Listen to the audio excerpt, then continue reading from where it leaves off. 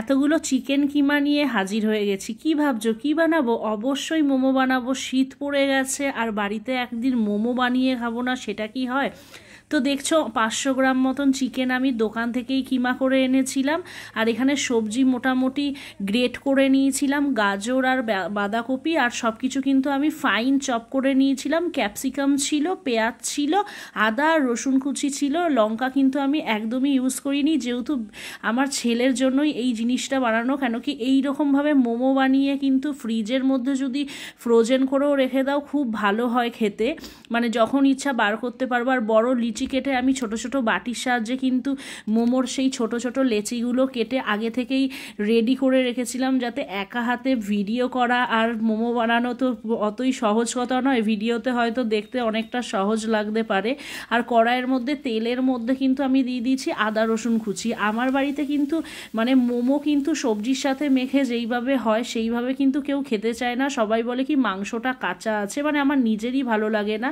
তো দেখলেই কড়াইয়ে রসুন আর আদা ফ্রাই করে নেওয়ার পর কিন্তু হালকা ফ্লেভারটা যেই বেরিয়েছে তখন সব সবজিগুলো দিয়ে দিয়েছিলাম। আর সবজিগুলো দিয়ে কিন্তু একদমই ঢাকা দেবে না, একটুখানি হাই ফ্লেমেই জাস্ট নাড়াচাড়া করে নিয়েছি। তারপর কিন্তু চিকেনটা অ্যাড করে দিয়েছি, আর চিকেনটা অ্যাড করার পর কিন্তু আবার ভালো করে একটু নাড়াচাড়া করতে হবে। আর একটু নুন দিয়ে দিয়েছি, আর তো নুন দেওয়ার পর পুরো মিক্সচারটা ভালো করে খুন্তির সাহায্যে মিক্স করে নিয়েছি। দেন সোয়া সস দিয়ে দিয়েছি অ্যান্ড দিয়ে দিয়েছি চিলি সস, আর সেটা দেওয়ার পরেও ভালো করে মিক্স করে নিয়েছি। তারপর আর কি করেছি, ঢাকনা চাপা দিয়ে রেখেছিলাম। দেখো একটুখানি ঢাকা চাপা দিয়ে রেখেছিলাম, দেখেছো বেশ খানিকটা জল বেরিয়েছে। এখানে কিন্তু আমি একদমই কোনো রকম জল ইউজ করিনি, তোমরা দেখলেই তো মাংসের যেই জলটা আছে সবজির থেকে সেই জলগুলোই বেরিয়েছে। আর ঢাকনাটা সরিয়ে নিয়ে যেই জলটা বেরিয়েছিল সেটাকে কিন্তু আমি গ্যাসের ফ্লেম হাই করে তারপর জলটা শুকিয়ে নিয়েছি। আর এখানে তো আমি লেচিগুলো রেডি করে রেখেছিলাম।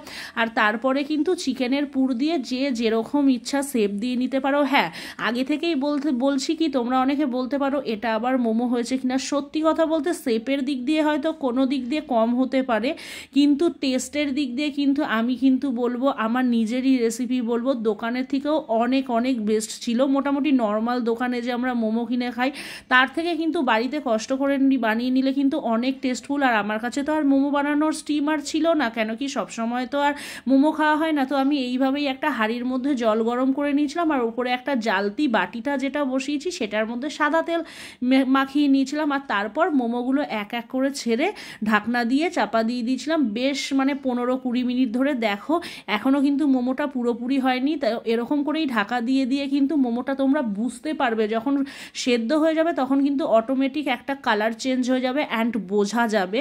আর ধনেপাতার চাটনির রেসিপি আর কি দেখাবো, আদা রসুন টমেটো পোড়া আমার কাছে ছিল না, তো সব কিছু দিয়ে আমি একটা ধনেপাতার চাটনি মিক্স করে মিক্সার গ্রাইন্ডারে বানিয়ে নিয়েছি। আর দেন ওর মধ্যে দিয়ে দিয়েছি পরিমাণ মতো নুন আর একটুখানি সর্ষের তেল।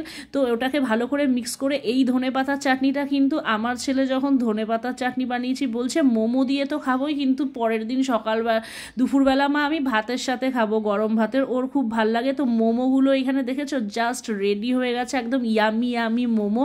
আর মোমোগুলো কিন্তু তারপর আমি আমার ছেলের জন্য সার্ভ করে দিয়েছিলাম। তো ওকে এতগুলো মোমো ও খাইনি, খালি 3খানা মোমো খেয়েছিল, তাতেই পেট ভরে গেছিলো।